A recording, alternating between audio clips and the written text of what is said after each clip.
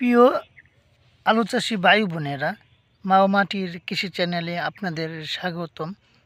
আজকে কিন্তু আপনাদের সাথে দুটি ফসল কিভাবে একত্রে করতে পারবেন যারা আলু চাষাবাদ করছেন।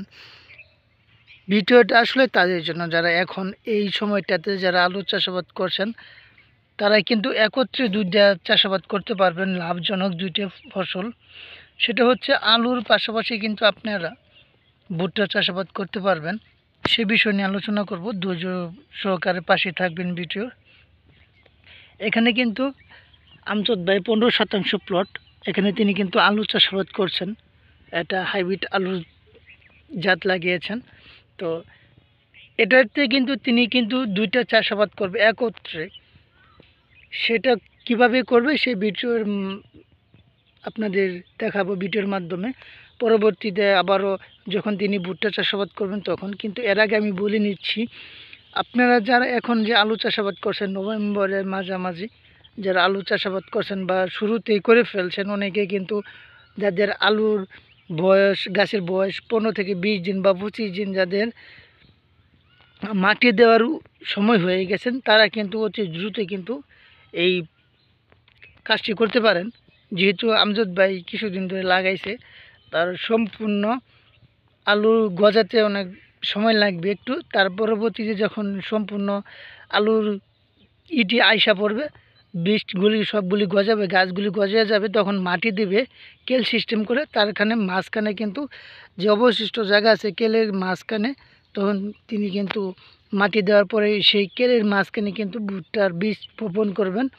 এবং কি আলুর তোলার সাথে সাথে কিন্তু মাটিটা সুন্দর করে বিছিয়ে দেবেন, যাতে করে সেই এটা কিন্তু মাটিতে ভুট্টা চাষাবাদের কোনো ক্ষয়ক্ষতি না হয়।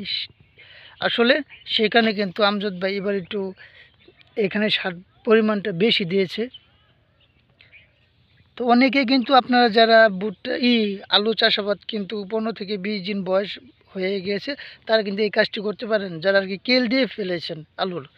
তো সেখান থেকে কেলে মাঝখানে যখন কেল করে ফেলছেন, তখন কিন্তু মাঝখানে অবশিষ্ট যে জায়গাটা আছে, 2 কেলে মাঝখানে কিন্তু আপনার বীজগুলি বপন করতে পারবেন। তো যে সময় আলু তোলার সময় হয়ে যাবে, তখন কিন্তু আপনারা সেই মাটি, আলুর তোলার মাটিটা কিন্তু সমান করে দিয়ে দিতে পারেন।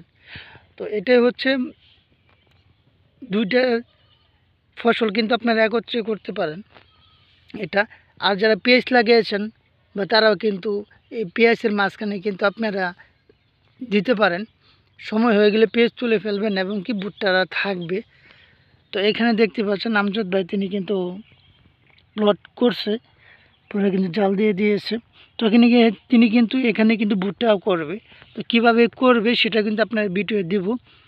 তো আসলে এর উদ্দেশ্য হচ্ছে যাদের জায়গা কম, স্বল্প জায়গা, তারা কিন্তু দুইটা ফসল একত্রে করতে পারবেন। তো সেই কারণে ভিডিও করা। আসলে এই ভিডিওর মাধ্যমে যদি আপনারা উপকৃত হন, সেটাই আমার সার্থকতা। তো অনেকে কিন্তু দুইটা ফসল একত্রে করতে পারেন। তো যাদের পেঁয়াজ করছেন, রসুন করেছেন বা আলু করছেন, তারা কিন্তু এই কাজটা সহজভাবে করতে পারবেন, দুইটা ফসল একত্রে করতে পারবেন। যখন আলু তোলা শেষ হয়ে যাবে বা পেঁয়াজ তোলা শেষ হয়ে যাবে, তখন কিন্তু আপনারা মাটি দিয়ে দিবেন। তো এই হচ্ছে ভিডিও। তো সকলেই ভালো থাকবেন, সুস্থ থাকবেন। আজকের মতো বিদায় নিচ্ছি। তো পরবর্তী ভিডিও নিয়ে আবার আসবো, সে পর্যন্ত সকলেই অপেক্ষা করবেন। সকলকে ধন্যবাদ। আসসালামু আলাইকুম।